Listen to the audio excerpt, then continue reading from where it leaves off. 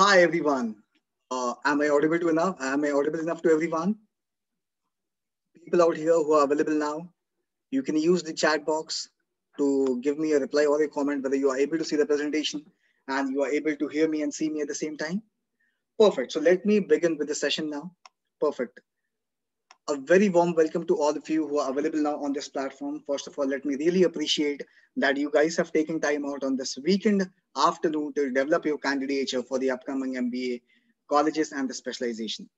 We have also joined with us Dr. Jairaj, who's an alumni of IIM Calcutta and who has spent about 17 years into corporate and academics at the same time. So let me welcome Dr. Jairaj also, who is there on board. Dr. Jairaj, I believe you're able to hear me, right? Yes. Hi, Abhishek. Hi, Abhijit. Good morning. Good morning, everybody. Nice to be with you guys. Okay, let me Perfect. see what I can do for you, how I can share some of my experiences, and probably, give you some guidance as to how do you go about choosing your specializations. Okay. Yeah. Perfect. All right. So I would love to keep the objective and the principle for this session very simple. We know all of you who are preparing for the upcoming CAT and the other non-CAT examination would be doing your MBA in the upcoming year. But we would love to give you the purpose of doing your MBA in the post-COVID scenario. Post-COVID, basically the businesses will not be as what we were seeing till 2019. The requirements from the managers and the future leaders is going to change. Why? Because possibly uh, post the COVID situation, we are talking about 2021, 2023 batch. We know just not the business schools or the candidates, but the businesses will also be in the disruption mode. Gone are the days where the people or businesses or the individuals were dependent only and only on the brick and mortar business. Now everyone is looking for a turnaround or a business transformation in themselves, right? Possibly they would have to be dependent on understanding the new business requirements and the consumer psychology with respect to understanding the demand and getting in touch with the customers at the real time would be dependent on technologies like Web 2.0, analytics, and some of the other upcoming technologies which we'll discuss about. So as the businesses are changing, the requirements from the future leaders and the upcoming managers from the great Ivy League business schools will also change. Depending on that, we'll also talk about the various evergreen specialization which are available in demand. And we'll also talk about in the upcoming time, which are the niche MBA specialization, which will gather more traction. Now, because as we know, the turnaround from 2019 to 2021 business involvement will completely and drastically change. So we would love to give you the purpose of doing MBA in the post-COVID situation so that you can map your skill set, what we have as of now, and what sort of development we would need to show up in our own candidature, in our own personality, and our own knowledge base, so that we are future ready for taking the challenges that the business schools is going to throw to you guys, and you are ready for the challenges that the business environment will throw into you in the upcoming time. We know all of you are preparing for the great Ivy League colleges.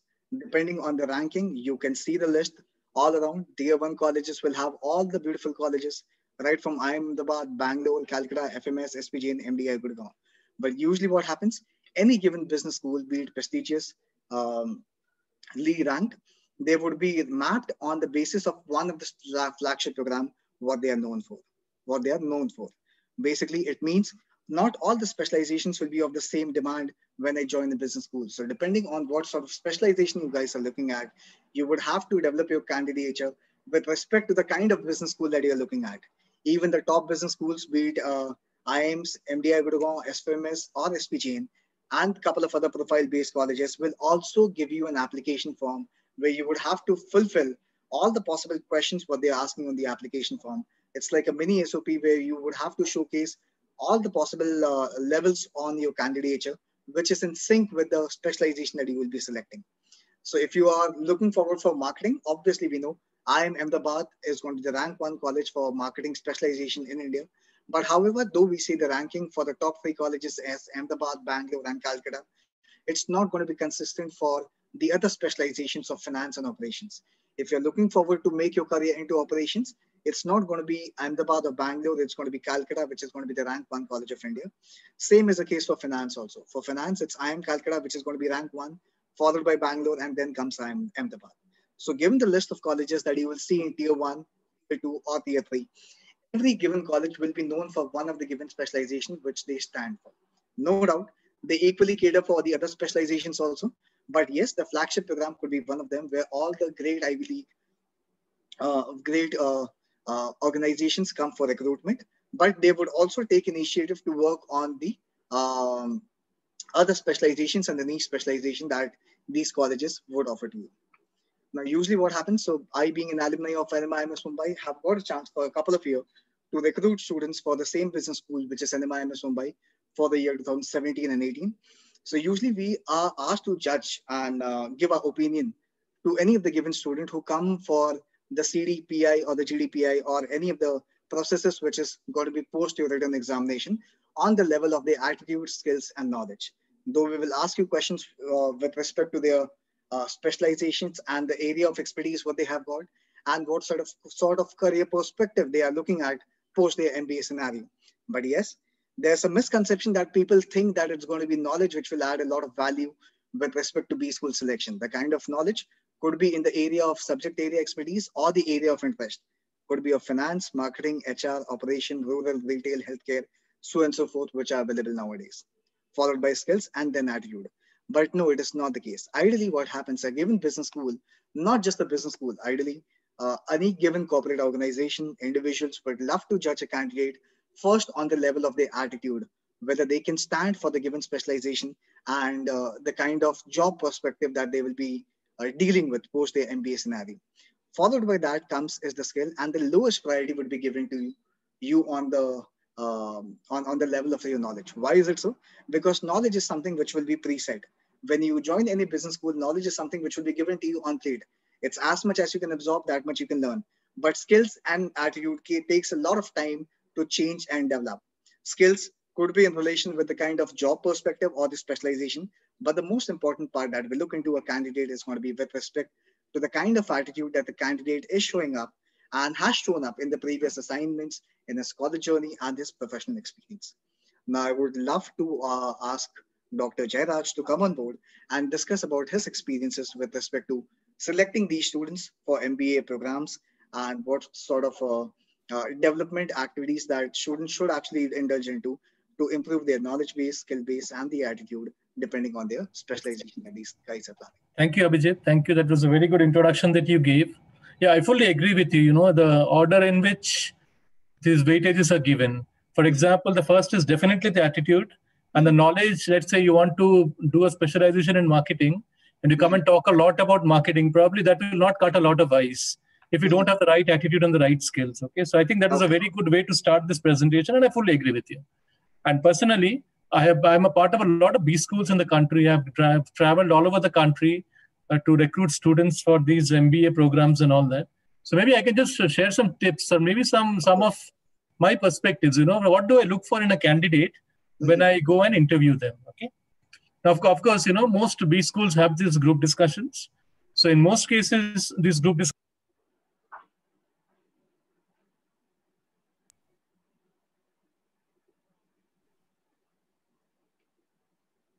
Hello? You're audible, sir. Yeah, okay.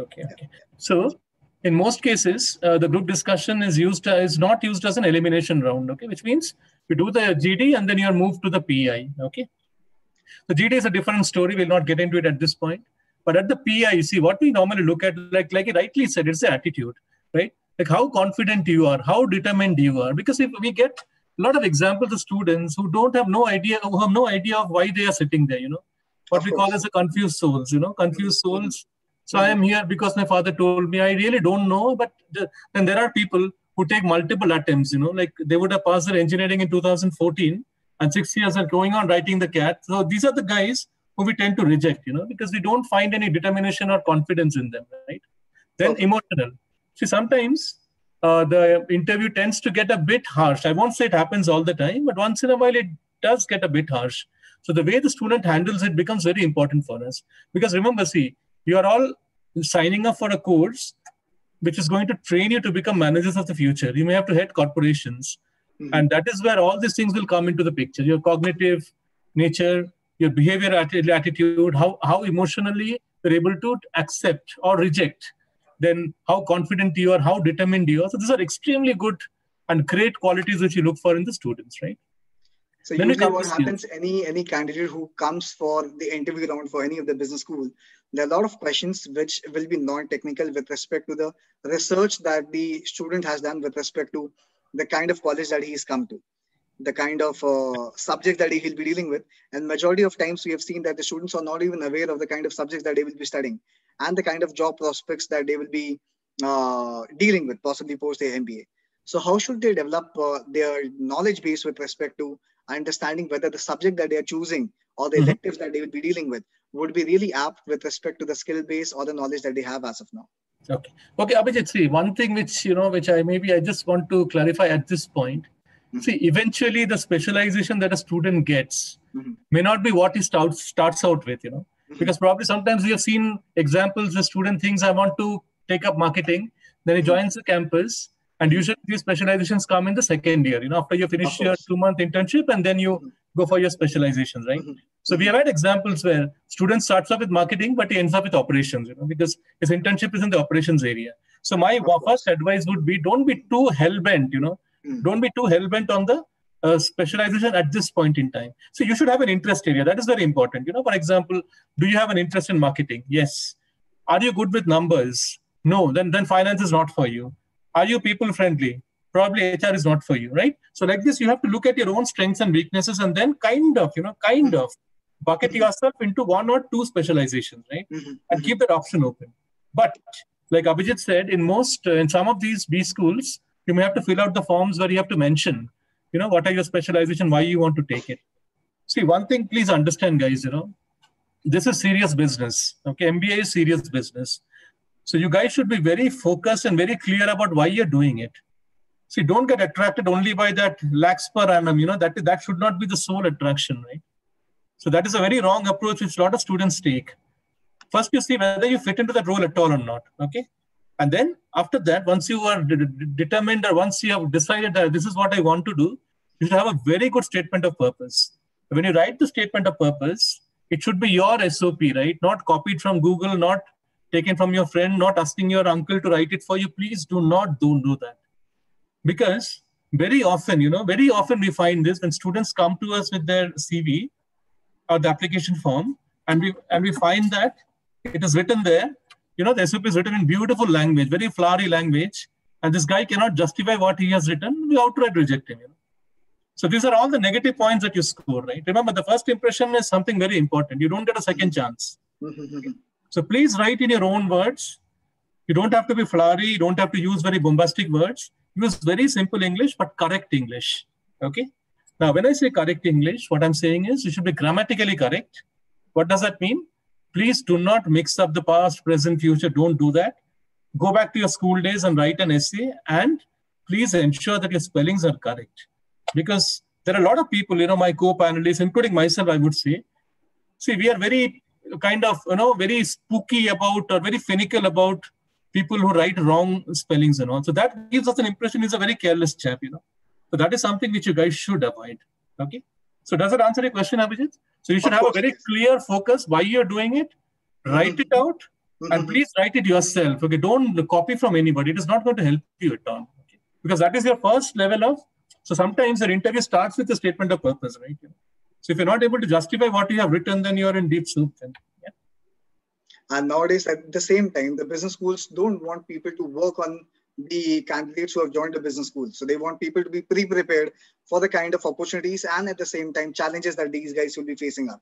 So when you meet candidates who are predetermined with respect to what they are expecting out of their life, not for next 30 years, but possibly what they're looking at for next 5 years, you're happy to meet them because these guys are the guys who have actually experienced something in life, not just always in terms of the full-time professional experience, be it a small project or a corporate center. Internships, could be anything what they have actually experienced. And on the basis of their practical experience and learning, now they're telling us whether what they have decided is apt, at least for the next 5 years, what they're looking at from their life, right? So how would you like to guide them with respect to making sure that these guys experience something in bits and pieces before they come for the interview round to any of the great business schools? Okay, see, one thing which is very important, you guys have to get into a very good habit of reading. Now we find, and this is a fact, we find that a lot of students, who come to us are the ones who have never touched a book. So thanks to all this online stuff and all, they don't have the habit of reading. So my advice to you would be, see, right now you focus on the CAT, okay? Because I think CAT is on the end of November. So right now you focus on CAT. But as soon as CAT gets over, don't become complacent. Okay, it's not like the battle is won. It is only half the battle won once you clear the CAT. And then the actual battle will start after that. So what you guys should do is, as soon as CAT gets over, start getting into current affairs and business news about what is happening there. So, these kind of things are kind of indicators to us that, yeah, this guy is serious about a career in business. Okay. Now, if you read Economic Times, I can assure you won't understand much of it, because the kind of terms that they use. For example, there is a term called as Relative Strength Index, RSI, what we call, or maybe they call it a formation in the stock market. It's called as head and shoulders. You'll not be able to understand. But at least if you keep reading about it, right, so that interest level comes up and that shows up in the interview. Okay. So please read. That is step number one. You should read about what is happening in the world around you. And it need not be business all the time.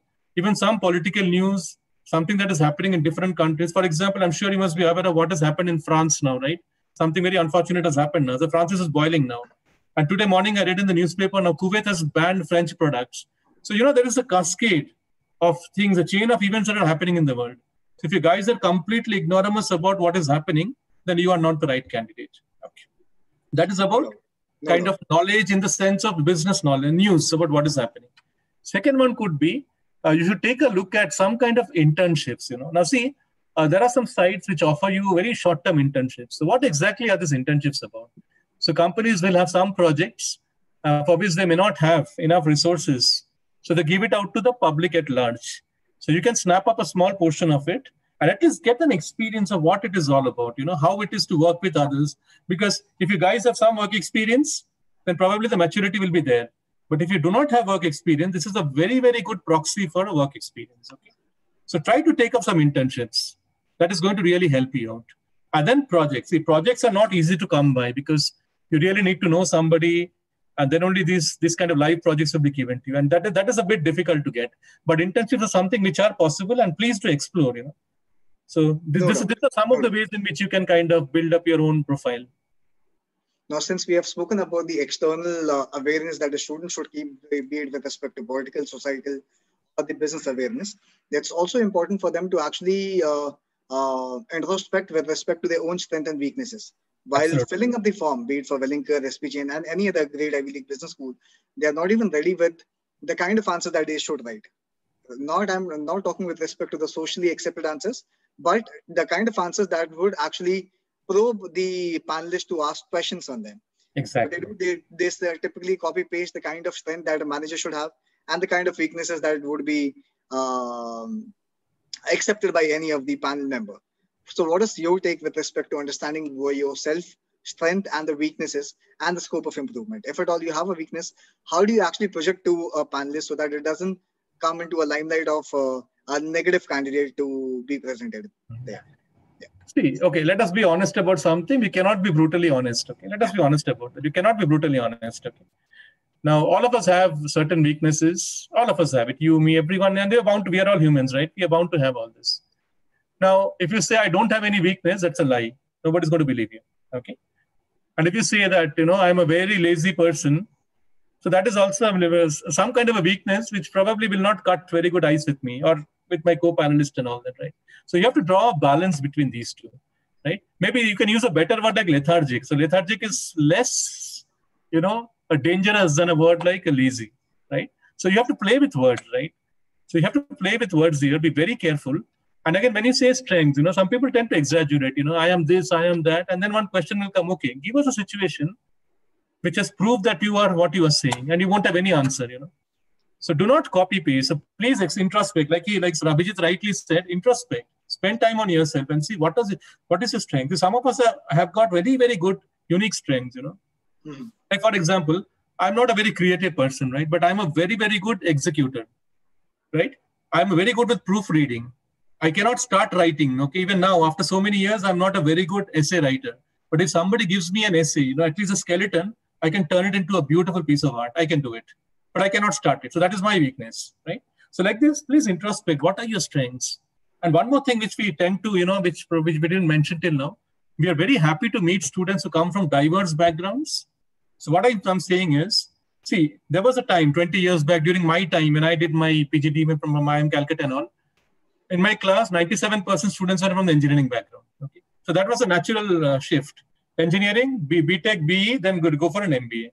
But now the trend is that we're trying to avoid engineers as much as possible. We are trying to make it more broad-based, So we want to have the kind of a gender balance we want to have.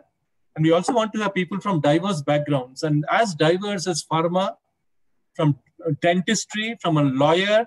So from all kinds of backgrounds, we're tending to look at people. So that is how we try to make a very good balance in the classroom because you come from with different kind of experiences, right?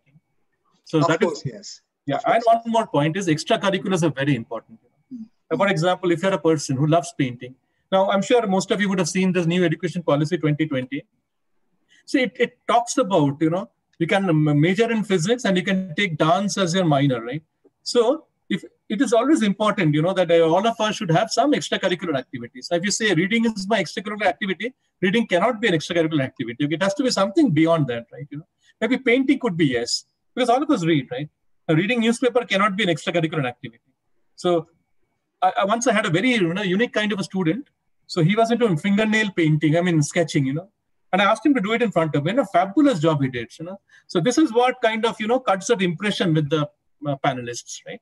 So if you have any good special skills, any special achievements in life, please project it. That is going to really, really make a lot of difference. That could be that, what we call as the competitive advantage is going to give you. Okay. No doubt. Certainly, yes. And also at the same time, usually what happens, your strength and areas of improvement should be in line with the specialization that you guys will be selecting up, right? Yes.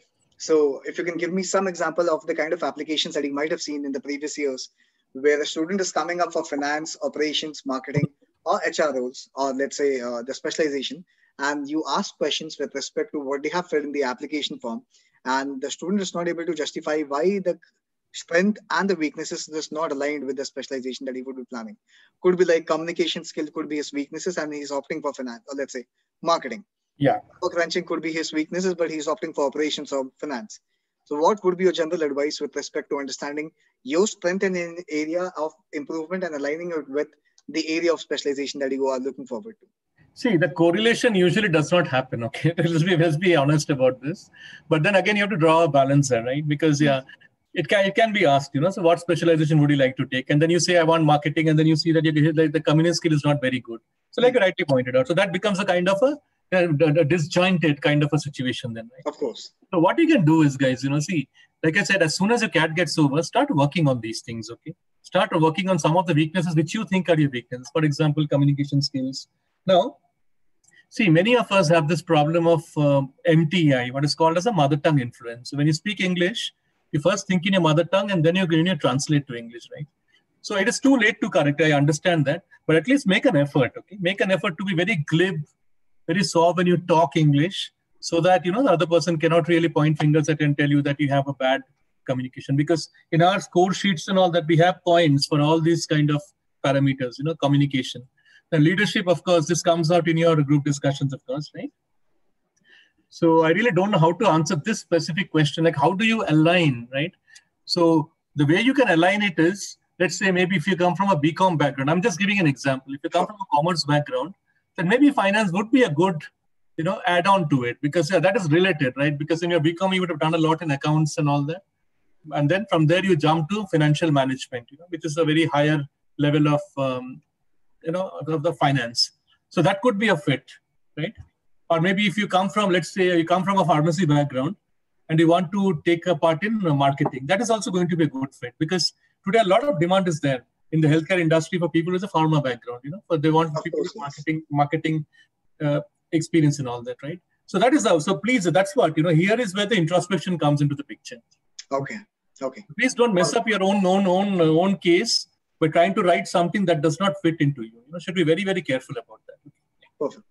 Rohit, Shresh, and everyone, we would love to answer all your questions once we are done with the presentation content. So you guys have to be with us till the end so that we can answer all the possible questions. And we have got answers for all the questions which you're looking forward, which is the application forms and the SOPs with LORs too. Please don't mind. Okay. So Jairaj sir, you're here, I believe. Okay, perfect. Now let's start taking each of the specialization one by one. The kind of awareness that the student should have with respect to the subject that they will be studying and the kind of outcome that they would be working on. Because obviously when you go for the interview round, the Let's say if I don't come from finance background, but if I'm inclining my interest towards doing my MBA into finance, it's certainly that they will ask me some basic questions and the subject knowledge on what finance will be about, right? So based on your experience, so we at from two perspectives. One, the entry perspective of a non-finance graduate into a business school, and second, let's say the outcome of it. Once the MBA gets over, what kind of profile would you be working into? A lot of us have the aspiration to work into investment banking, but would that be a realistic path that just completion of your MBA, you will be get a chance of being an investment banker? If yes, what sort of profile they would be entertaining about? And if not, then possibly what are other alternatives do we have after passing out from these business schools? Okay. So let's talk about finance first. Okay. Like as the slide shows. So there are three branches we see here. One is the public finance, corporate finance, and personal finance. See, public finance is probably something which you will not get into, right? Because this is more on the government regulation side. Probably it's not going to be through campus placements and all that. Of course, yes. So they will have their own entrance method. So we will not focus on that. So two things, personal finance and corporate finance, right? So when I talk of personal finance, I'm mostly talking on the retail banking side. Okay. Now, there is a vast scope today for personal finance, because it has become cutthroat competition, right? And what is really big interesting right now is all those old banks, for example, State Bank of India, like it's been there for more than 200 years now, right? It's got the largest number of branches in the whole world. They're getting competition from banks which probably never had a, what you call as a brick and mortar presence, right? So they are now being challenged by these kind of small startup banks, I would say, which have just got licensed from RBI. So there is a lot of scope. There's a lot of demand today for microfinance, and we look at these, for personal loans, home loans. And once this COVID thing gets off, right, I'm sure there's going to be a huge rush for the economy to come back to its old shape, right? It's like a dam, right? You hold the water in a dam, and then when you release the gate, the water just gushes out. And that is exactly going to happen. Well, when, I do not know, maybe 1 year, 1.5 years down the line, this is bound to happen, right? So like in Velinka, for example, I can talk of my Bangalore example. We do have a lot of banks that come and take our students, like HDFC Bank and ICICI Bank are two regular banks that come and pick up our students. So we have got a very good relation with them, and they pay, a decent package and all that. So that is how the personal finance works. Now, when you talk of corporate finance, right? So what is corporate finance all about? So this is more on the B2B side, okay, business to business side. So here we look at the sources of funding, then how this capital structure of the corporate should be. For example, you can take a debt route or an equity route. You want money, right? You want to run money to run the business. If you take debt from the bank, you have to return it with interest. If you're on the equity side, probably you don't have to return it, but then you have to give value to the shareholder. So that becomes a huge, huge responsibility. Okay. Then whatever financial resources you have, how would you allocate that? So this is all a part of corporate finance. Right? So there are courses which are fully dedicated to corporate finance. For banking, then we have on options, futures. A lot of things are there in MBA finance. Now, at this stage, probably you don't need to know all of them. Okay. So which are the areas that people get into? So as Abhijit mentioned, investment banking, probably one of the most plum areas of finance jobs, right? But right after passing from the campus, probably it will be a bit too much of a dream to think about being an investment banker. But just to give you an idea of what this investment banking is all about, I'm sure you guys must be aware of something called as the IPOs, initial public offerings. So when a company goes public, so from a startup, it moves to the public by giving out the shares and all. So that is where one of the most important roles of investment bankers come in. So they are the ones who handle the entire end-to-end process of the IPOs, right? Plus, it is more of an advisory based, they do financial transactions for individuals, governments, and corporates. And like retail banks, they cannot take deposits. So there are a lot of things that are involved in this investment banking. So some of the top B schools, they get these placements in investment banking. Then we come to the derivatives, So what do you mean by the word derivatives? Like when you derive something from something else, right? So there is something called as options, futures, and derivatives, right? Options, forwards, and futures. Again, these are very high-end finance. So if you're really good in numbers, that is the basic criteria that you need to have. You need to be very, very good in numbers. Now, if you do not love numbers, if numbers scare you, then probably you should not get into finance at all, okay? Right? But see, the basic banking thing is something that you should be knowing, because I have seen examples where I had a student who chose marketing because he hated numbers. And then he ended up in a bank selling home loans. Okay. So that was the kind of connect that happened. So in today's world, although we are talking of specialization in this discussion, but you must also remember that companies are looking at broad-based people, like who can, although they are with a financial background, financial specialization, they're also able to handle operations and marketing as well. Right. In fact, when companies like Infosys and all come to our campus, they do not look at a specialization at all. Okay. So they say that people from all these fields are required, but then they have certain cutoff. For example, X percentage in throughout your career, and then a few other things which they ask for. Okay. So that also is a possibility. So today, specialization is definitely important, but at the same time, you should remember that other specializations, you'll be learning the basics. Okay. First day will teach you all these things. You should understand all those things as well. Okay. When we talk about asset management, again, we're talking of the financial assets management here. Hedge funds, again, this is a very, very complicated kind of a way to invest pooled funds. You take funds from others and then you pool it. That's a pooled fund. From the pool you invest. It's very aggressive. You use very complicated models like leverage and all. So I'll not get into all that. Then portfolio management.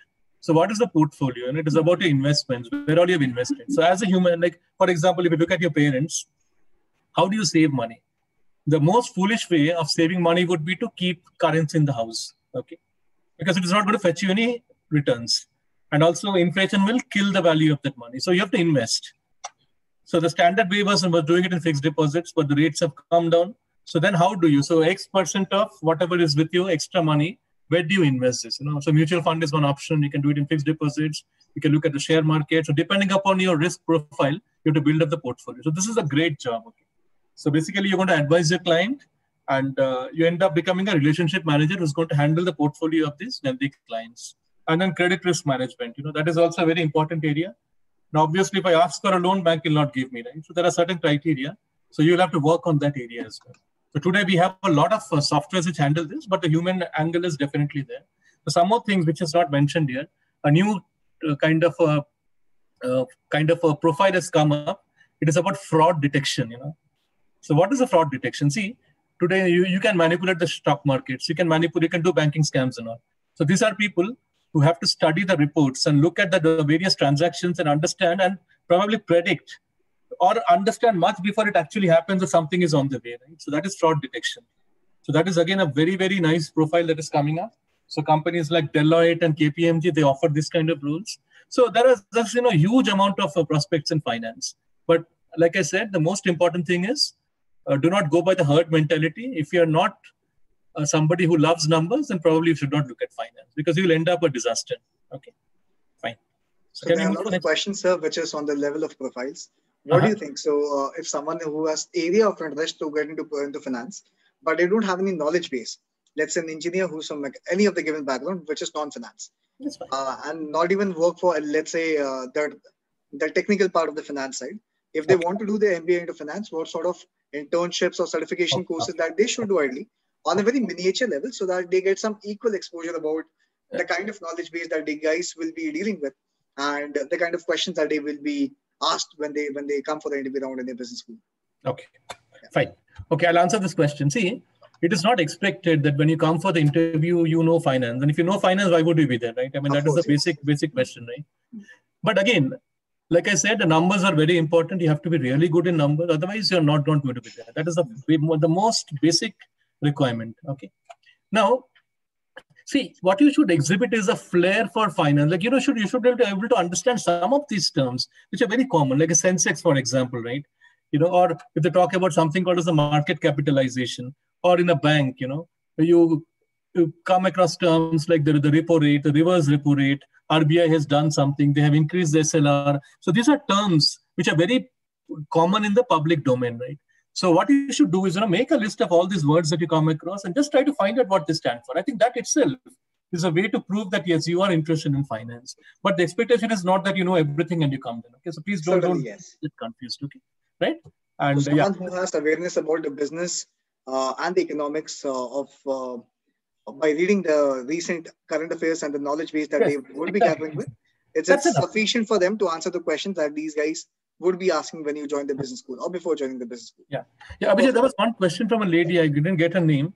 I should mention that here. Just that what kind of jobs you get in IT companies. Okay, fine. Because I mentioned ICICI Bank, sorry, Infosys.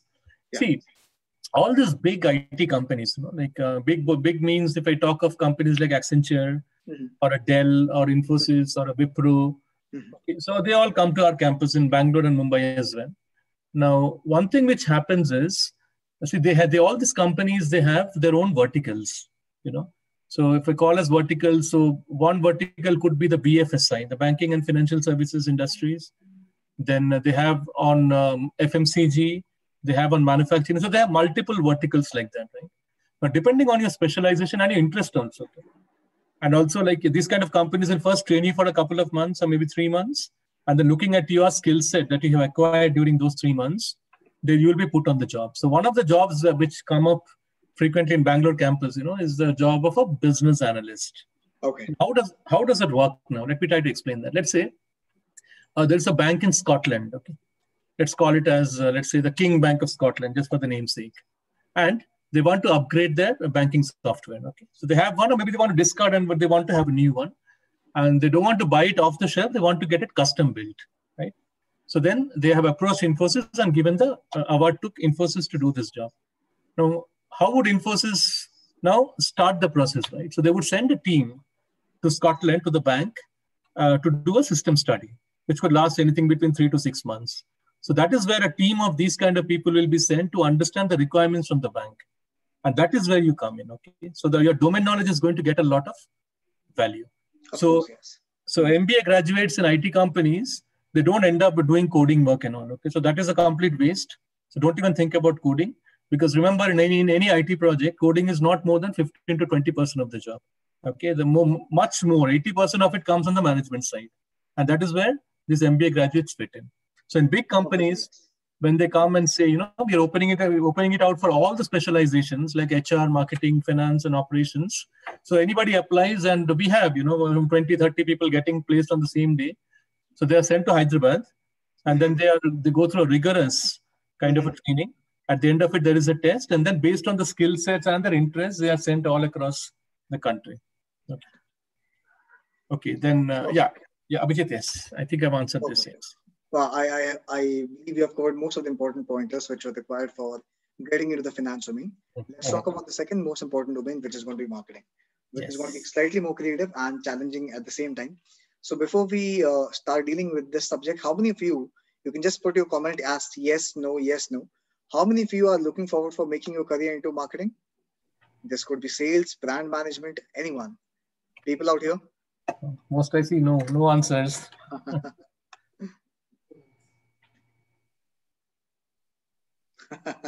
No, I'll tell you what is the misconception out here. What is the basic misconception about marketing is they will be ending up into a sales job. Exactly. And majority of the students, I don't know whether they consider themselves as overprivileged or something else. They consider I am not made for sales, right?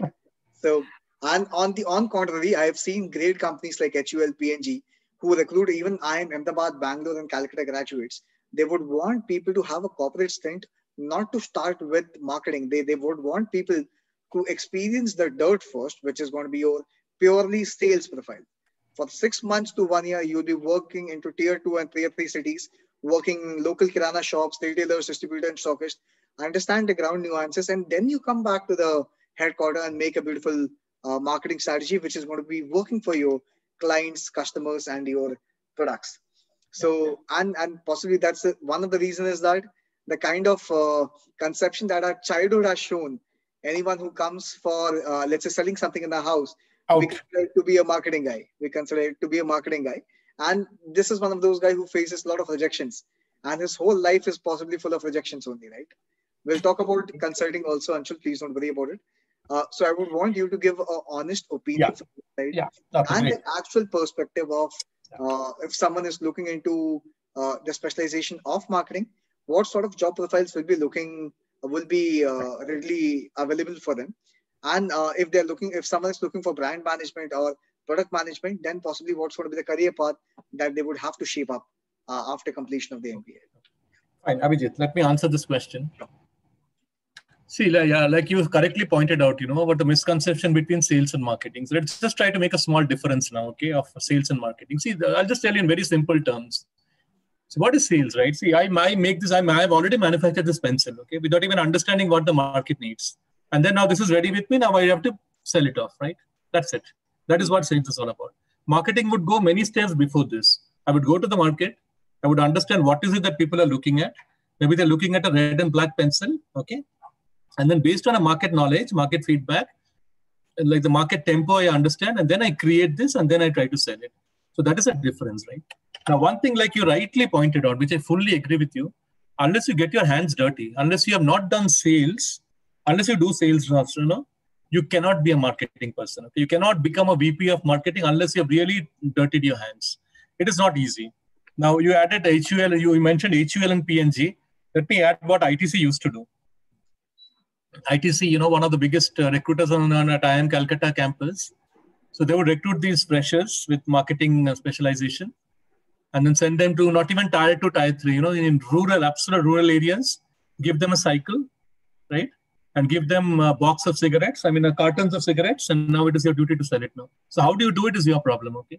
You create your own network, you go and do this, but for the first 1 year, you have to be in these rural places. And people who survive that 1 year, without resigning, were then brought back and then they grew in life, okay? So you have to do this. There is absolutely no way that you can back out, right? And like you again pointed out, privileged life. Yes, this generation is pretty privileged. I do agree with that. And there's nothing wrong about that, of course, right? But see, please understand. See, marketing is always one of the flagship offerings from any B school in the world. And the marketing is going to be in demand always, right? So whatever happens, marketing is going to be there, okay? It's not going to end. It is like a shock proof, See, finance goes through its ups and downs. HR operations go through their ups and downs. And marketing is more or less stable, okay? Now, there are different branches of marketing as we see here. So market research, right? Now, that is a very interesting field. But again, this comes from the side of analytics, right? So you and your love for numbers and the able to crunch numbers, to understand numbers. How do you visually see numbers? So if you're able to understand those things, you would be an ideal candidate for market research. Now, when I say sales management, it doesn't mean that you go and sell the pencil. Okay? It doesn't mean that. What it means is you're going to have a team. You'll be assigned a team who are going to do the selling for you. But the axe is much heavier on your head now. Okay? If they don't perform, you're gone. So here what happens is, you have to live with something called as targets, okay? And target is going to be a real part of your life, right? So now, again, there are companies which are understanding, so they don't give you a difficult target. There are companies which give you extremely impossible targets, but this all depends on the kind of companies that you work in. So brand management, again, how do you grow the brand? Okay, for example, let me talk of a brand, okay? What can I talk about? Let's say, okay, Natraj pencil in my hand, okay? So Natraj is a brand, okay? So how do I nurture the brand? How do I ensure that this brand grows? How do I make the market share bigger than what it is? I should have a vision, right? The next 3 years, I must make my brand from 10% to 30% in the market share, okay? So then I must have so many distributors with me. So a lot of things, so that is how you play with it. It's like as a child that doesn't put under your responsibilities. How do you nurture and bring it up? And then the new branch that has come is a digital marketing, right? So where you handle campaigns, right? You handle digital advertising, right? So this is a very customized kind of marketing. So you can end up in any of these fields. So I'll give you a very good example of what happened to one of our students. Okay.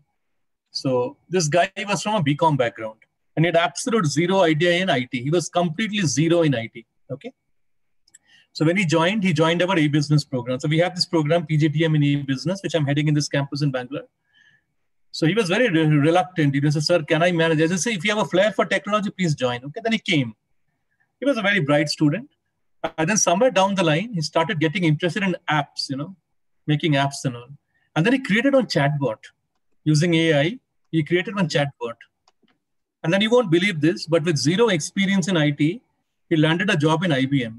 Now he's heading the South India region of digital marketing in IBM. And already, I think in the year 2020, he's already got 2 promotions in this COVID times and all. Okay, and he's doing fantastic. Okay, in fact, when we had the foundation program for our students, I had invited him to come and interact with the students. So these are the students who inspired the others as well. Okay, right?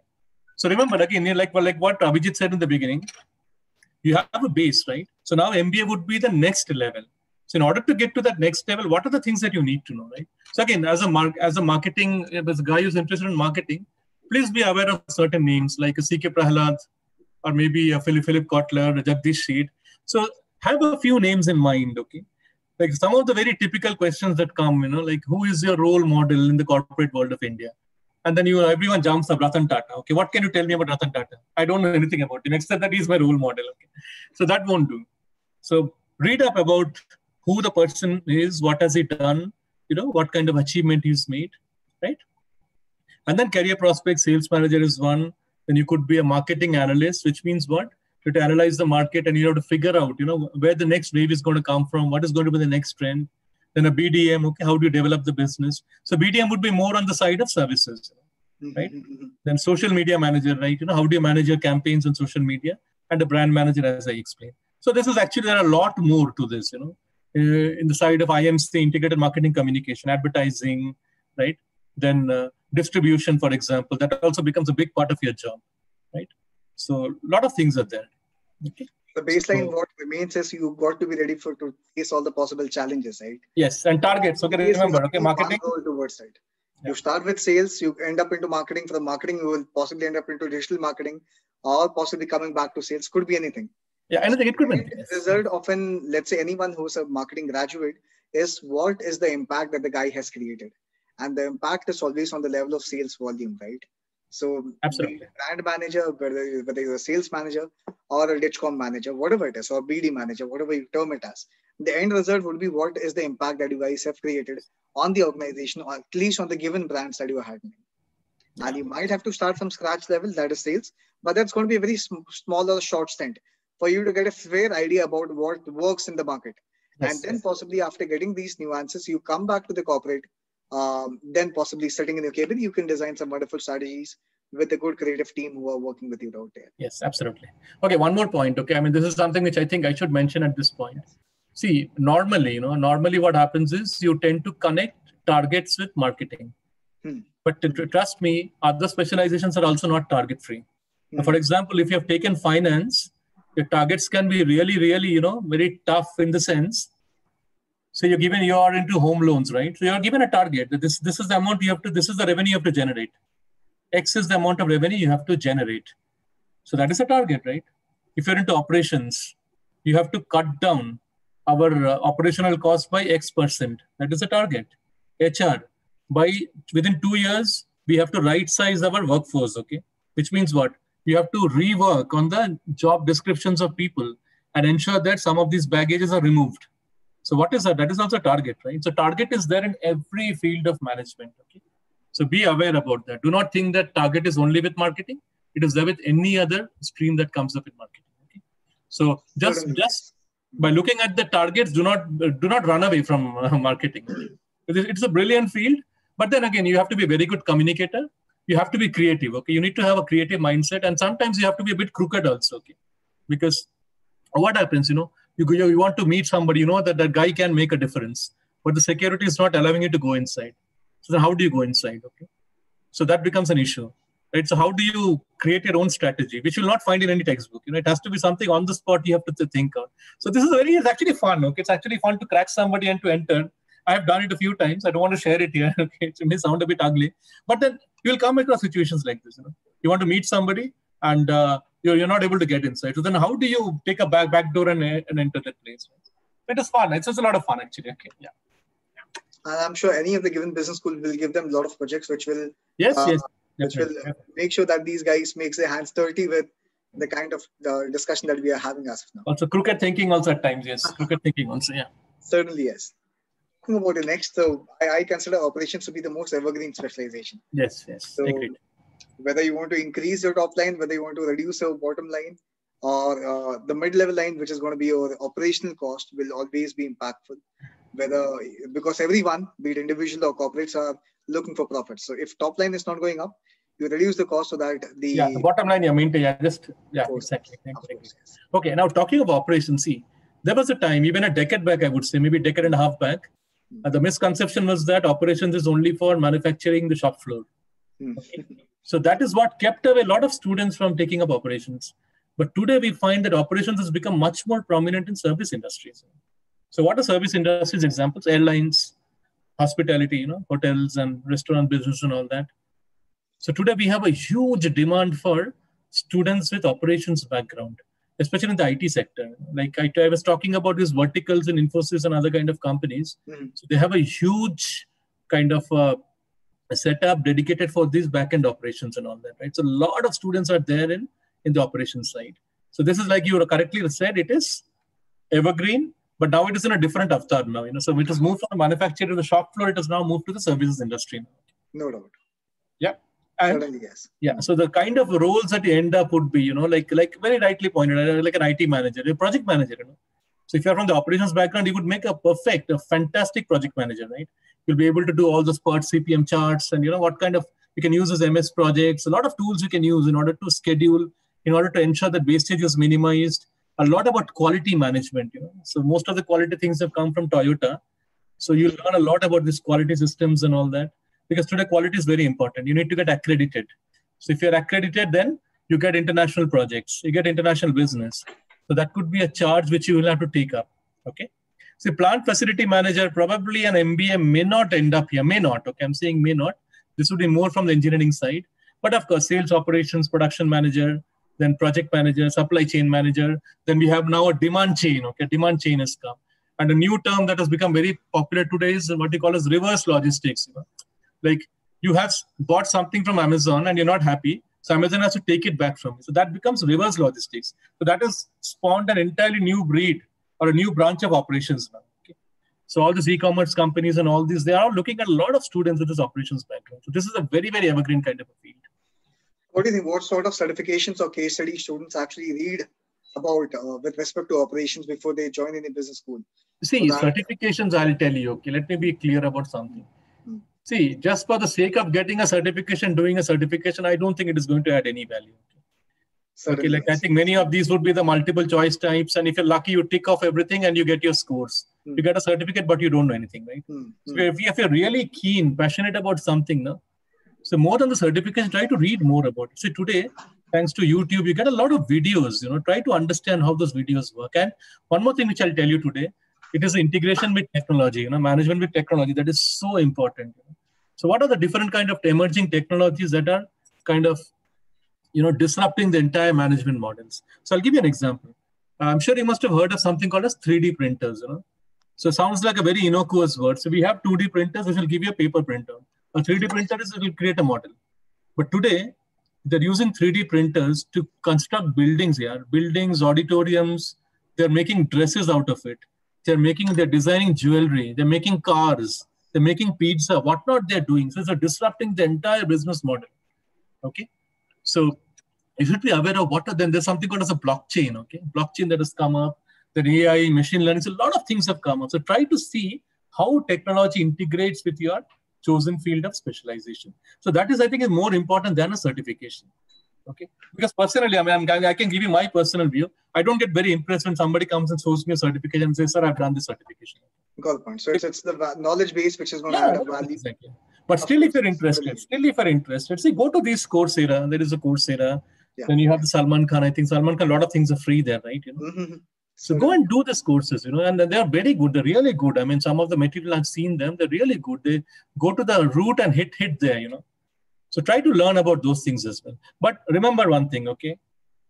Ultimately, when your interview happens, your PI happens, it is mostly going to be on your CV. So these are all the add-ons, okay? Now, let's say you are a graduate in economics, right? And your luck is bad that the person on the other side is also from economics. And then you start talking about something like, let's say on machine learning, this guy may not be impressed, okay? So please get your basics right. Like someone asks you, why do you want to do management after engineering? And your answer could be, I was not interested. My father told me to do engineering. You are out of the process, okay? So have a very good reason why you did engineering. Have a good reason. It may not be true. Like I said, I can't be brutally honest. But have a good reason why you did the engineering, okay? And then why you want to do this management. Now, many times, or most of the times, we base our interviews on your past academics as well. If you have the work experience, we talk about it. If you don't have it, we go back to your college days and we ask you a lot of questions, okay, on your graduation. So don't think, that somehow I passed and then I'm going to forget. It doesn't work that way. So if you're from a BCom background, be very thorough about accounts, Be very thorough about balance sheet. Be very, very, very thorough about this. If you are from an economics background, that is the basics, the demand supply, the scissor curve. Okay, all these things you should be very, very thorough about. The basics, at least. Even engineering also should be very, very clear about the basics. So for example, I'll just give an example. Okay, this is about engineers. I mean, if you're not a part of it, don't worry. Now, you've seen beams and columns, right? Beams and pillars, the way structures are made, right? You have the columns and the pillars, and then you have the beams, right? Now, there is something called as a bending moment. Now, that is the most basic thing which you have to learn if you're an engineer. Okay? And I've seen examples where they have not even heard the term, okay? And they call themselves engineers. So please be aware of this. Your graduation, whatever you've studied, at least the basics you should be aware of. And then all these add-ons will help you out. Okay? That is my view. Yeah. Abhijit, anything else? To answer your question, so the basic and the advanced Excel will help you out to at least sustain in operations and analytics. But obviously, when you join any corporate organization, they'll teach you SAS, SQL, R, and all the other tools what would be dependent on the business requirement. In a business school, possibly you will be given a lot of hands-on training on SPSS and the other important tools, yes, definitely, which will take care of it. Nothing to worry about. Yeah. All these things you will learn. Yeah. Even I'll tell you, in Infosys also, there are examples of students, who don't come from the IT background. I told you, right? But they get placed in Infosys. So I had a student who was from a literature background. Can you believe this? Literature background. But she was so creative. She was the first one to be placed on the campus. She was sent to Hyderabad, and then she was trained in an ERP software. So she got the complete hands-on training. So that training the company will take. You don't have to worry about that. Okay? So remember, the past is also important. Don't think that the past you can just push it under the carpet. That is not going to work. So certainly, yes. Yeah, and another point, which again I want to make here, guys, many people have this habit of taking mock interviews. So when you take mock interviews, there is a problem. You tend to think that these are the only questions that can be asked. My request or my advice would be, please go with an open mind. Okay? Any kind of question can come from any direction, which could be completely unrelated to to your MBA. It could be from anything. For example, somebody can ask you, okay, what is your hobby? What do you like? I like to travel. Okay, great. Tell me a great place you went to. I went to Indore. Tell me Indore is on the banks of which river? And that's it. Okay, you're finished. Okay, right? So that's what. So remember this. Okay. Yeah. To answer your question, have a very, very open mindset. Certainly, yes. I guess Rishi's question is about management consulting, which I think is going to be very broad to discuss at this point of time. Even after completion of your MBA, you might have to start with the mid-level consulting jobs, which is either into operations or marketing or HR. Yes, with some more attraction of experience, you will possibly venture into management consulting. It could be as broad as, let's say, a pharmaceutical company called as Lupin want to enter into a Latin American market. So what sort of product base do they have to build on? The competitive advantages, the kind of workforce, the legal norms, everything will be coming into management consulting. Exactly. Which is going to be very, very broad. So if you can add some value. I think it's too early to talk about that right now, okay? Because unless you have gained the experience, the hands-on experience of actually working on the management side, you cannot become a consultant. Okay, it's not like a doctor, right? As soon as you get an MBBS degree, you can start practicing. You can, of course, practice in a company, but you cannot be. Nobody will come to you. That's the point. You will not get any clients unless you have got some rich experience. So it can be so broad-based. For example, let's say you have worked on 2 or 3 ERP implementations. You've seen the end-to-end life cycle of ERP implementation. You can become an ERP consultant. And based on what you have done in the past, there are people who will come to you, and you can probably have your own startup. So that is possible. Okay, that is possible. So let's not talk about that right now, because consultants is a huge area. Okay? Huge area to talk about. Yeah. Well, let's talk about the fourth specialization that we have got, which is into HR. How many of you out here have thought of either your primary or secondary specialization into HR? You can just answer the question again as yes or no.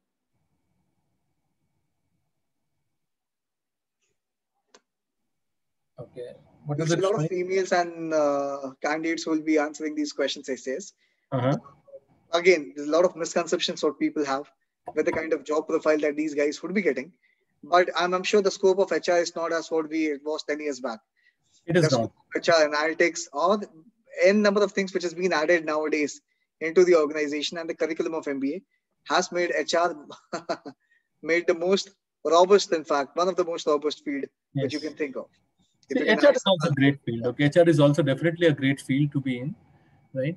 So, but only thing is now it is the support function. Okay, HR is a support. It's not a line function. For example, marketing generates revenue, finance generates revenue, operations will help you to generate revenues in a different way. You cut costs and therefore your profits are going up. But HR is a back-end kind of a function, which is not like, it's not a front-end kind of a work, right? The one problem with HR, which is happening or which has been happening for the past decade, is that, see, many companies have outsourced the entire HR to consultants. For example, the entire salary, the payroll. So all these things are now handled by a third party. Okay, right? So companies may employ only 1 or 2 HR people, and the rest is all handled by a third party, right? So that is one issue.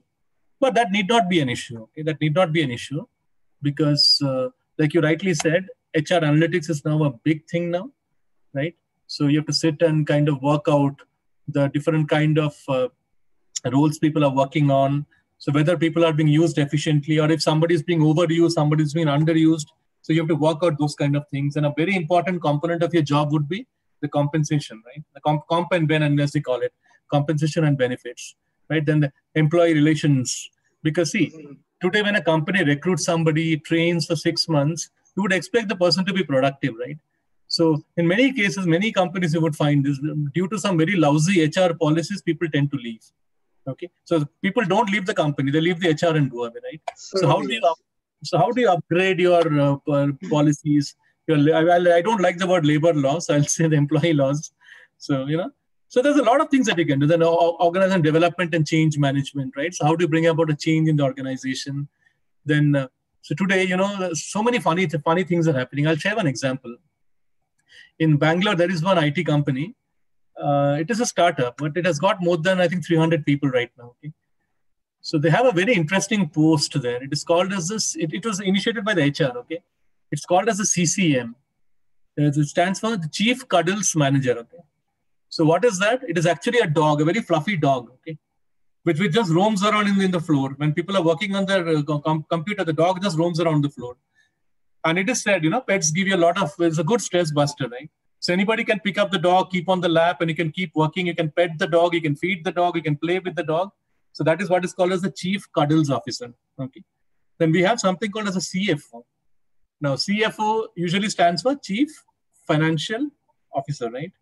So here, F stands for Fun, Chief Fun Officer. His job is to design, programs that is going to energize the entire organization. So we have those outdoor training programs where, you go away from your workplace in a non-threatening environment. It could be some great resort, or maybe in a nature resort in some hill station. You stay in tents, and you have so much of fun and come back. So when you come back, you gel as a team. Okay. So these are the kind of things which HR has to work in, right? So it has gone. So those days, the early concept of HR was in the factories. You had those employee labor laws. So it is like, okay, you have violated this rule, we'll cut 2 rupees from your salary. Okay, you just slept on duty, we're going to suspend you for 3 days. So that was all in the past. Okay, so now things have changed a lot. And one more very important thing that has come up is the training and development needs. So as an HR personnel, you have to identify the training and development, because the training and learning is something that is going to happen for the rest of your life, right? Now, let's say in an IT company, so a new technology has come in. So then you have to schedule, you have to plan out, what kind of training interventions are required. So apart from technology, also soft skills, communication skills.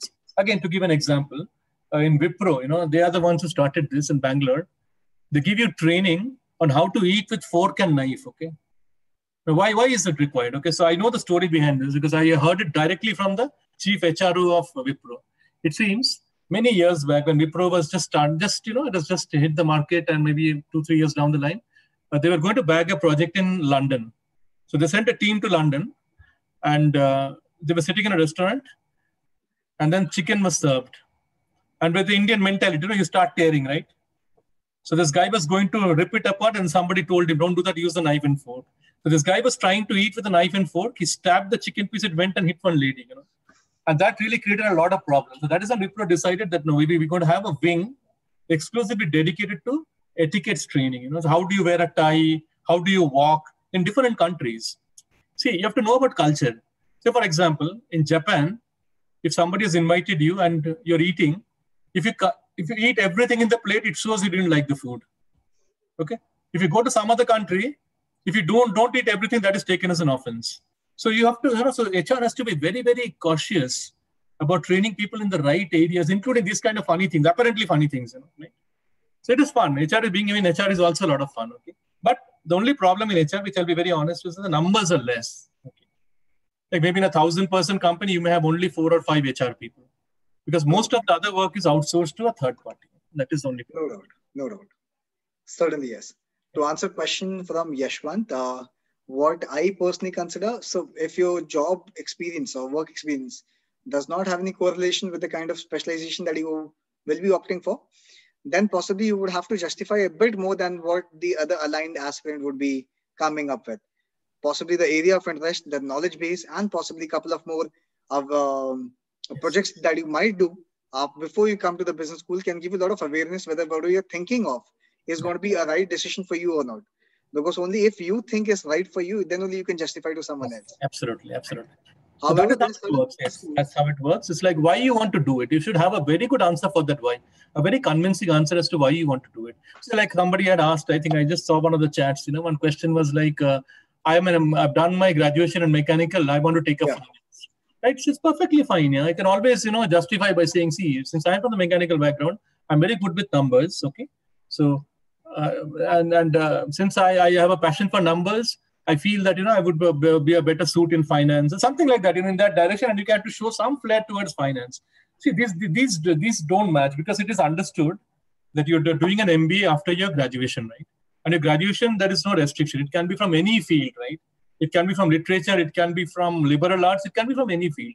So it is not a negative point at all. But only what, like Abhijit said, you have to give a very clear justification why you want to do it. If you can do that, I think you're through. To answer Shivangi's question, from my side, so you can add your value too. What I think especially for HR, if you have a good knowledge base with respect to employee laws or labor laws of various countries, that's sufficient for you to consider, the panelists to consider you for the HR program. Yes. There's no technical certification which is going to be required for you. The number of case studies if you can solve, which is more about turnaround cases into organization by changing the employment level and the journals. For example, there's a book called as Employee First. If you can read that and a couple of more books, which will add a lot of value to your knowledge base, all these things would be sufficient enough for you to be a better HR and at the same time to be selected into the given campus too. Absolutely. If you can add some value, sir. Any of the given value from your side? No, I think we have covered a lot of ground. I think we have covered most of the points. But coming back to the case study, it is becoming a trend again in many B schools. They say that, okay, GD, we will not give you a topic. See, earlier they used to give some stupid topic, for example, grass is green, or maybe you are what you have for breakfast. So those days are gone now, right? So what we do in Wellinkar, for example, we do it on a case study basis. Like we would give a case study and then everyone gets a copy of the case study on the spot, and then you have to discuss based on the case study. At the time of the interview also, sometimes they give you very small caselets, tiny cases, and they'll look at your response. Now, one example I'll give you. Okay, now, there was a question like this. A lady who's very innocent. Okay, I won't say innocent. Very hardworking, very determined. Been in the company for 20 years, right? And she's an asset to the company. And one day she's caught stealing something from the organization, right? So what should you do now? So straight answer would be chuck her out. But chucking out is not an option. Okay? It should be the last option. So how would you handle this? So that is when you tend to realize, what kind of thought process this person has. So the moment you say chuck him out, that means, okay, you're not the right person for HR. Okay, or maybe you're the right person. I don't know. Okay? It all depends upon the way you want to look at it. Right? Yeah. Certainly, yes. Perfect. And now, sir, it's time for us to talk about the new upcoming specializations that the students can look forward to. I'm sure post-COVID, the kind of transformation that we are looking and expecting from businesses would also impact the kind of specialization which would be booming in the upcoming time.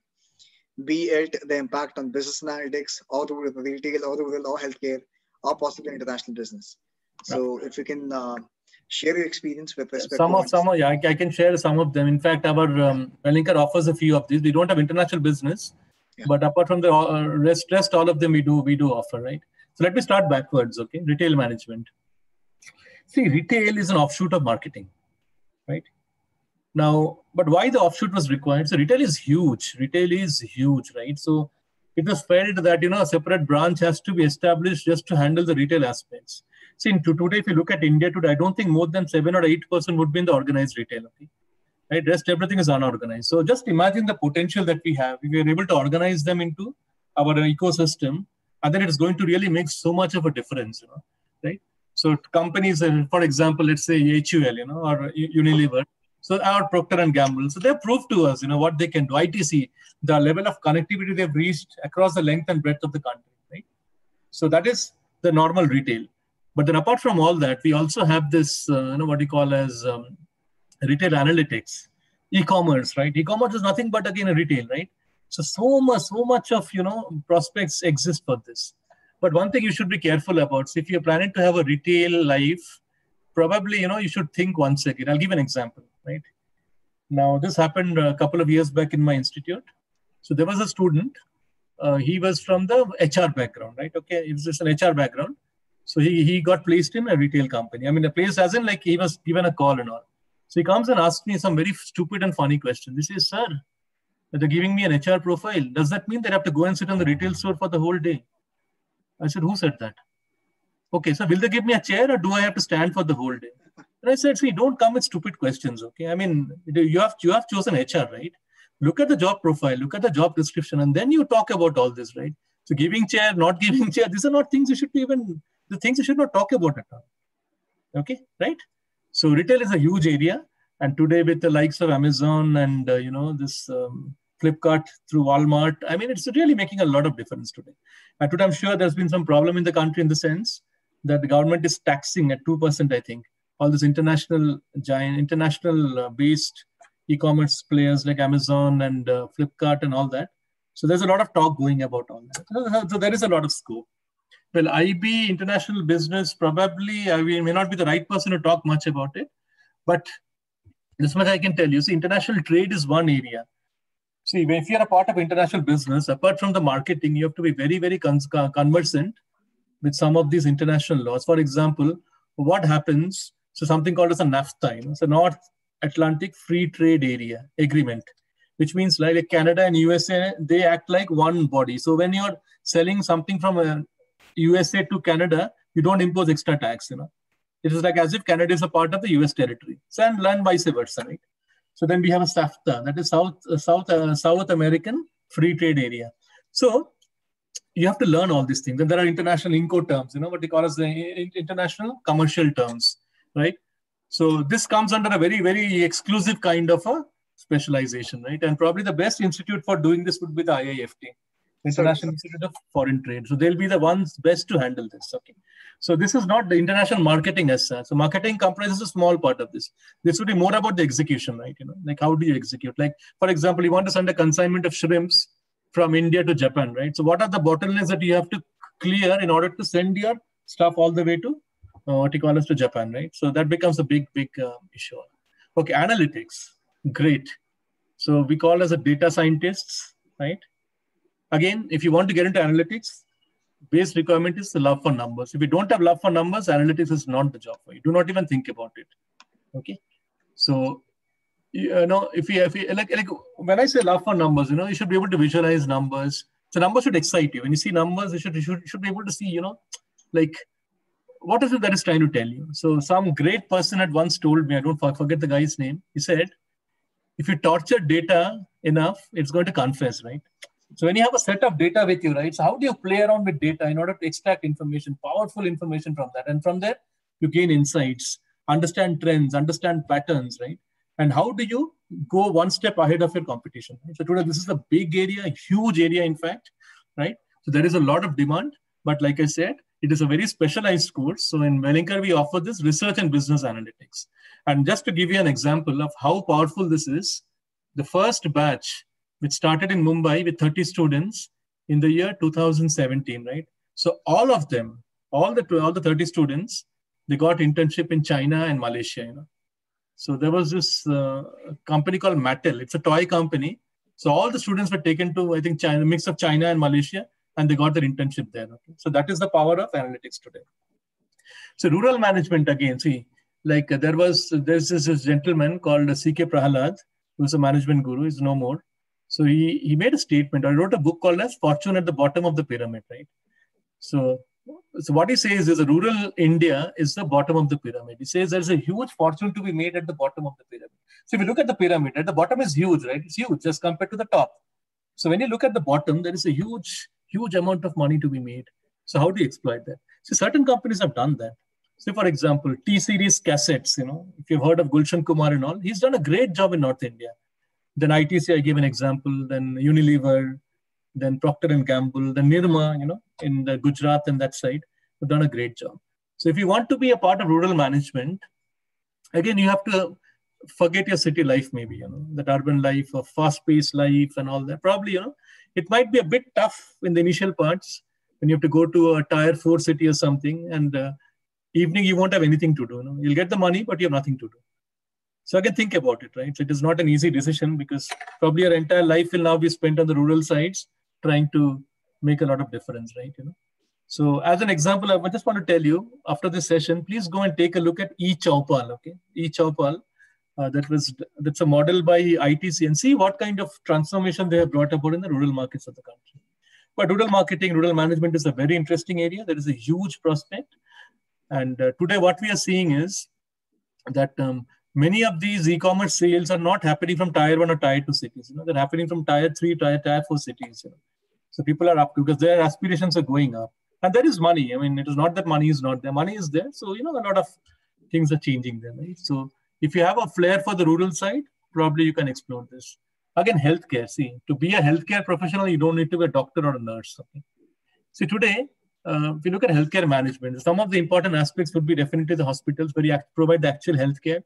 And another very important area would be the insurance side of it, the medical insurance side of it. Okay, so you could be a part of either one of them, right? But again, to be a part of this healthcare management, you need to have some flair, again, for hospitals and these kind of things around.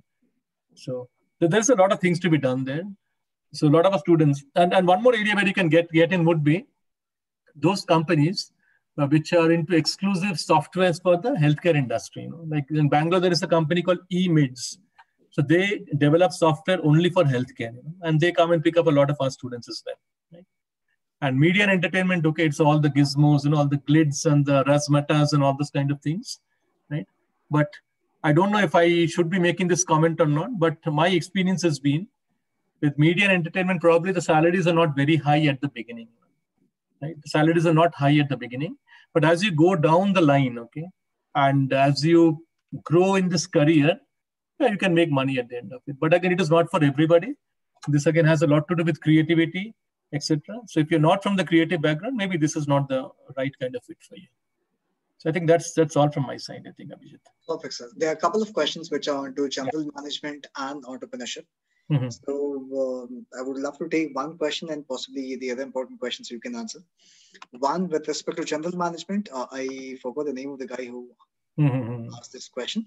But yes, there are certain companies, let's say Tata's and Aditya Birla, who recruit basically for general management profile only. So one of the most hot profiles that any of the B school graduates aspire for would be a TAS profile, which is called as Tata Administrative Services, which are available only in IIM Ahmedabad, Bangalore, Calcutta, FMS, IIM Lucknow, and Jamnal Bajaj. Some of the times they come to JB, otherwise they don't come. They come only for 6 or 7 campuses only. And as said, it's going to be really quite difficult for anyone to get into it, because they are looking for someone who is a holistic manager, not just a super specialized graduate into finance, marketing, HR operation. And the kind of corporate sim that these guys usually would get is not going to be a technical or a managerial role at any of the other given organization. So they have got corporates sent into various subsidiaries and other segments also. Like, for example, someone who is joining Tata Administrative Services will spend 6 months in various subsidiaries of what Tata has, be it Titan or Vistara or some other, right? And towards the end of 3 or 4 years of the engagement, then they have this interview round, which happens with the chairman too, when they decide the guy is going to be more suitable for which kind of profile going ahead. Same would be the case with Aditya Birla also. Talking about management consulting, as what sir has rightly said, it's going to be difficult, Rishi, to get any internship directly into management consulting. Usually not all the management graduates also would get an internship into management consulting. They start with operation consulting or research or marketing consulting before.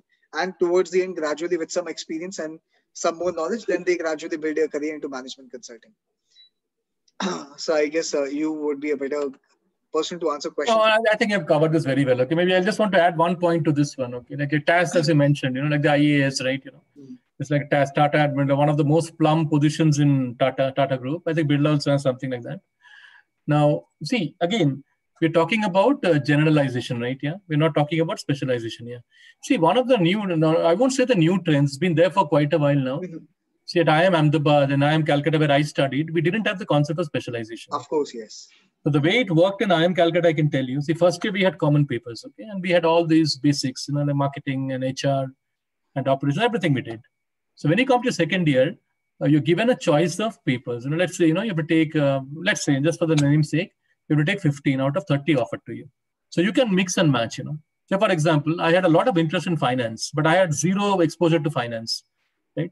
So I took up papers in working capital management. Then I took up one paper in HR, which I found interesting. So I had a mix, some systems papers, some marketing. So I had a mix of all this four, okay? So operations I didn't take, but these four specialized, I mixed and matched. So what they say is, if you claim that you're a marketing guy, please prove it at the interview, that's all, okay? But we will not have specialization. And slowly, this trend is setting in now. Many colleges have started talking about this now, that, let us do away with specialization. Let us have more generalization, so that, people kind of know everything about everything, because it is important that in today's world, we're not looking at bucketing people and say that because I'm finance, I will do only finance. It doesn't work like that. Okay. So like we have a lot of examples. You start with finance and you move to marketing and you end up as a HR head. Okay, it is possible. It is highly possible. Right. So you should have that kind of flexible mindset for that as well. Certainly, yes. Rajan, to answer your question, if you do not have any exposure towards finance, then my recommendation would be about to take up the NCFM certification from National Stock Exchange. That's going to be a very premature certification that you can look forward to, which will give you equal exposure towards personal finance and corporate finance. If you're a little pro, then possibly CFA level 1 or CFP could be a better advantage, which you can tag on your profile or CV. Yeah. Right? Perfect. And towards the end, a couple of two important questions, which I would want you to answer. One, a very generic question that everyone should be aware of, so that they can pre-plan things with respect to the kind of outcome of the CAT and the CET exam would be about. And the question is, what are the top things that the B school is looking forward to when any candidate comes for the interview? Okay. A few things I'll tell you. Maybe some we've already covered. Okay. Yeah. See, one is, we want honesty, but we don't want brutal honesty. Again, I repeat that word. We don't want you to be somebody else. I remember once I'd gone to Delhi and there was a girl who had come. So one of the first questions we usually tend to ask is, tell us something about yourself or introduce yourself. So the whole idea is, it is an icebreaker, right? Because sometimes we find that the person is very nervous, and the moment they enter, we can get that kind of feeling that this guy is probably not very comfortable. So then what we do is we make the person comfortable, sometimes offer them a glass of water, and you should take it. If you're offered, please take it. Okay. And then we make the person sit down, and then we just start the chat, tell us something about yourself. So once I got a very nasty response, it is all there in the CV, why are you asking me? So that is one response I had got. So what would have happened after that, right? So then this girl, when we asked her to introduce herself, she went into one big, I don't know how to put that, one big epic. She started telling about, I am this, I am that, and all that. And also we could make out, okay? So I think after a minute, my co-panelist stopped her and said, okay, now stop telling us what your coaching center has told you. Please tell us who you are. Okay. And then she came down. Okay. And then it was a very nice interaction we had with her. Right. So please be honest, and see, this is a very important question, introduce yourself. Remember, this is always used as an icebreaker. Okay. Because you already know a bit about it, because you've already seen your profile. Right. So what you should talk about when you asked to introduce yourself, please tell your name, tell from which part of the country you are, tell a bit about your family, tell a bit about, your schooling and college and your graduation, and please talk about extracurriculars. So this is a good platform for you to talk about your extracurriculars, right? So then you'll find the moment you start talking, you also start feeling comfortable, So that once that ice is broken, that flow, flow of words come very naturally to you. That is one thing. Then the other things we would look for, yes, definitely, we look at the way you're dressed, the way you're conducting yourself. That is very important. That's very important. See, I won't say that you should wear a tie and blazer and everything, because if it is done in the month of April or May, probably that may not be a good idea. But then I don't want to comment on that, because usually we find that people do come with blazers, but please make it formal dress. Okay, whatever you're wearing, make it formal. Don't come with pink shirt and yellow pant and all that, with a ponytail and all. It doesn't look good at all. Okay, you should shave and come, and don't wear heavy jewelry if you're a lady. So these are some of the things. These are basic things. I mean, I don't even need to talk about this, because the first appearance is very, very important. Okay. Then how confident you are in answering your questions, what kind of a student you were. Like, are you a learner? That is important for us. Like, do you exhibit that flair that, yes, given an opportunity, I'll be able to learn and pick up very fast. Okay. That is something which we tend to probe a lot. Okay. Then what else? Your communication skills I mentioned. Then unfortunately, yes, the way you speak English is also important at times. Okay. Do you have the mother tongue influence? Okay.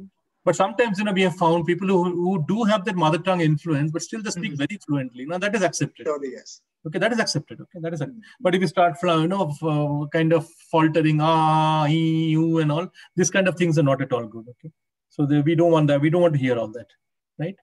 Then we want to see people who have got a good co-curricular interests. Maybe can talk about a few things beyond the academics. You can talk about the world, who keeps himself and herself abreast of what is happening in the world. So these are some of the common things that we tend to look out for the students and all that, right? Okay.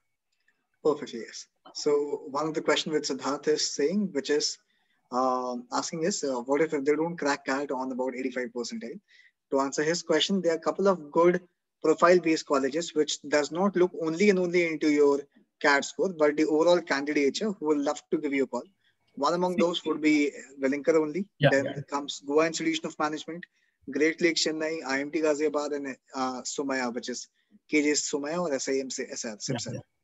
So let me add to that. Okay, let me add to that. See, the CAT scores are just one of the components. Okay, so every year AICTE, the regulating body, they give us some kind of norms as to how much of weightage should you give to this all India-based tests, those entrance tests. So sometimes they say that 50% is only for the entrance test. The rest 50% is in our hands, which means that will include the GD, the PI. Sometimes we have a psychometric test. It could be anything. Okay, we don't know what it is going to be. It changes year to year, right? So first thing should be do get a good score in CAT, but then CAT is something which nobody can predict. Not even the best astrologer in the world can predict, right? Because it all depends upon what happens on that particular day, right? So what do you do then in case you're not able to get a good score?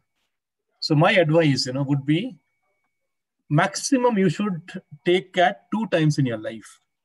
The first time you're not able to crack it, at least you got the experience. You can try a second time, but don't go for a third time. Because after that, you lose your value. Like I told you, right? Students come to me, I see the CV, engineering of 2014, no work experience.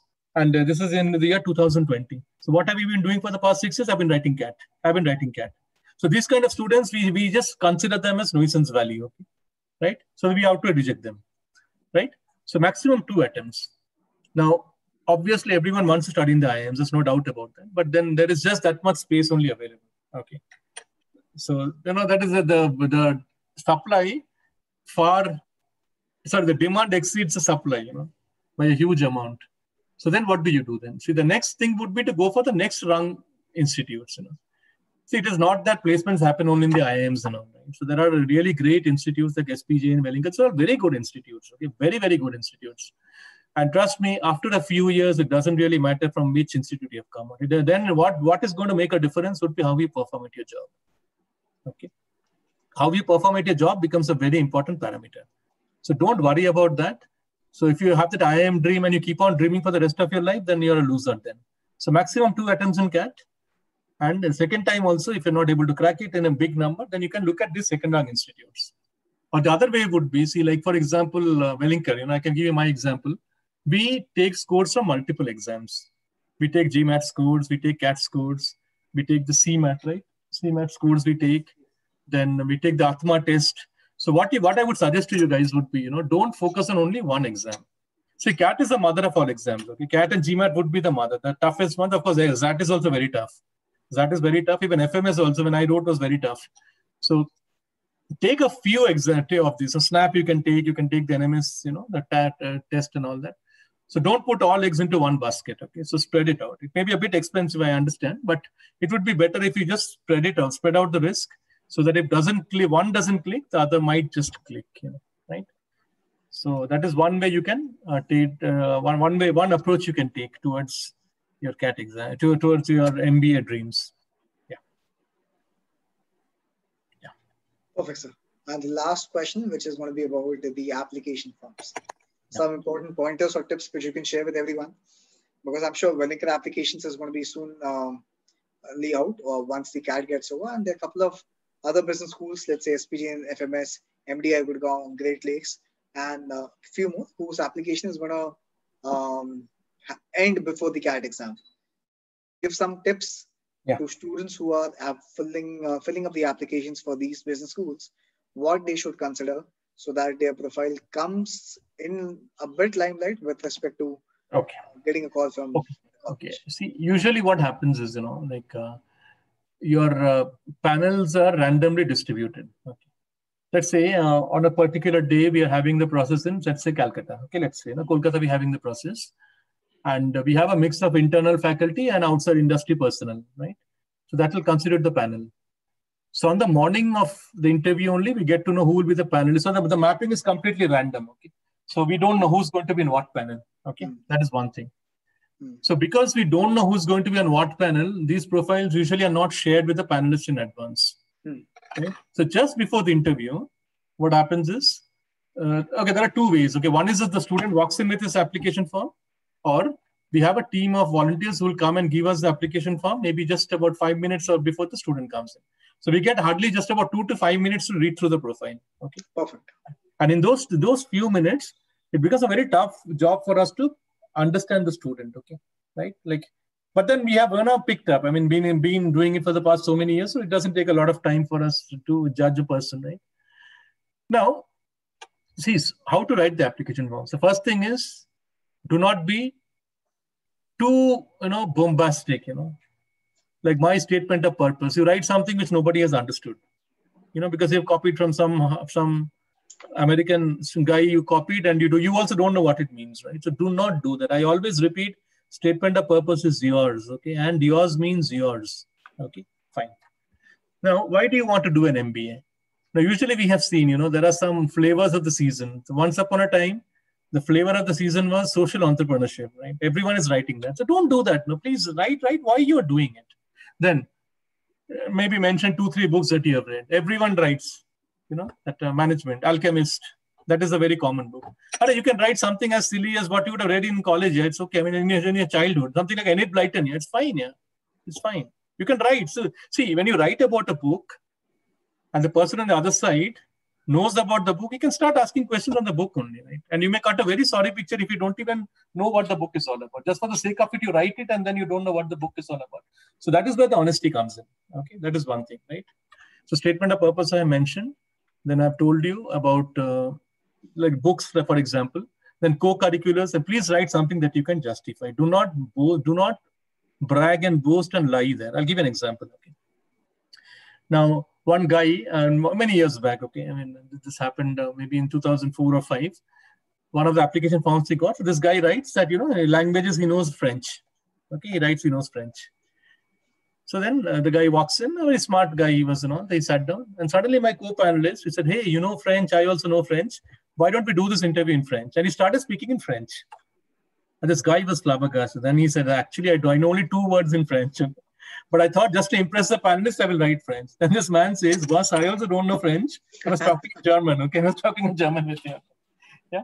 So don't get caught. Okay, don't get caught. And you should be able to justify every word. I mean it. Okay, every word that you write in your application form, you should be able to justify. Right. Now let's say, what is your favorite sport? I like badminton. Know more about badminton. What is the length of the court? Okay, what is the weight of the shuttle? Okay, so what are some of the basic rules? Because see, you say I am fond of badminton, you know nothing about badminton. So this is what cuts a very sorry picture of it, right? And then I mean, yeah. So these are some of the things which you should keep in mind while filling up the application form. And don't make others do it. You should do it yourself. Okay, you should do it yourself. Do not allow anybody else to tamper with your form. You should only fill it up. Yeah. I think that's all from my side. I mean, I can't think of anything else right now. I think we have added a lot of pointers which they should actually work on. It's easy to discuss, but difficult to actually take it point by point and then work on it. And at the same time, it's not a one-day affair. You have a lot of time, but you would have to take minute and small steps day by day so that your application forms and your overall resume for the given business school becomes better when you exactly come for the interview rounds. Yeah, I mean, don't fill it up in the last minute. Okay, so what I would suggest now, take a couple of copies, right? And first try to fill up on the copies, and then see at what level you become comfortable, and then only transfer it onto the main form. Amazing, sir. It was an amazing conversation with you today afternoon. If that is permissible, if you can share your email ID with the students. Sure. I guess if they want to discuss something with you one-on-one, they can possibly. Please. Yeah. You have my email ID. You can share it with them, and you can share my email ID. I'll certainly do that, sir. Sure. Yeah, and they can shoot me questions if they have any. Yeah. Perfect, then, sir. I'll take a leave. It was an amazing discussion with all the students. Yeah, I also enjoyed it. Thank you so much for giving me the opportunity. Yeah. And I'm hopeful that in future you'll come more often with respect to sharing your experience. Sure. It's always fun. It's always fun. Amazing, sir. Thank you so much. Thank you so much. Okay, bye-bye, guys. Okay, all the best. Okay, do well in CAT. That is the first step. Okay. Okay. Bye-bye. So log out then, right? Yeah. Sure.